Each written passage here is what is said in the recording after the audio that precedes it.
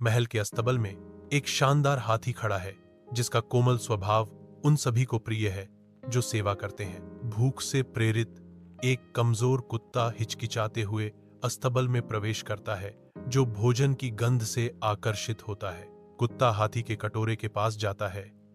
उसकी भूख उसके डर पर हावी हो जाती है, क्योंकि वह बचा हुआ खाना खाने लगता है। शांत समझ के साथ हाथी कुत्ते को खाने देता है। उनकी अकल्पनीय दोस्ती एक साझा भोजन से शुरू होती है। दया से एकजुट हाथी और कुत्ता अब एक साथ खेलते हैं, खाते हैं और आराम करते हैं। उनका बंधन अप्रत्याशित दोस्ती का प्रमाण है। एक व्यापारी महल में प्रवेश करता है।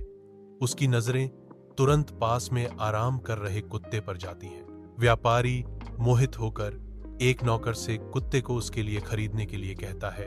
बिना किसी हिचकिचाहट के नौकर उत्सुक व्यापारी को कुत्ता सौंप देता है। हाथी दुख में डूब जाता है, अपनी भूख खो देता है और मौन में चला जाता है। परेशान राजा चिकित्सकों और पशु चिकित्सकों को बुलाता है। हाथी की रहस्यमय बीमारी को समझने के लिए बेताब। राजमहल के अस्तबल में एक बूढ़ा महावत अपनी दाढ़ी सहलाता है।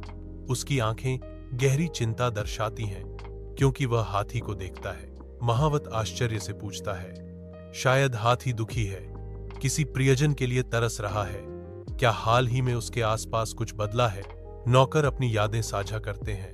उनकी आवाजें कुत्ते की कहानी के साथ गूंजती हैं। नौकरों की बात सुनकर राजा व्यापारी को कुत्ते को वापस करने का आदेश देता है। हाथी कुत्ते की वापसी से बहुत खुश होता है।